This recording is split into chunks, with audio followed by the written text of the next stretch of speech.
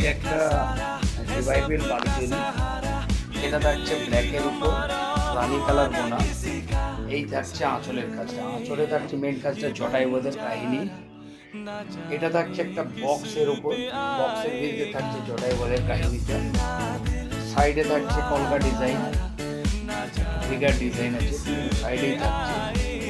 তারপরে চালানি কাহিনী, বুটিগুলো থাকছে গলানি, বুটিগুলো থাকছে গলানির উপর মিনেকেন।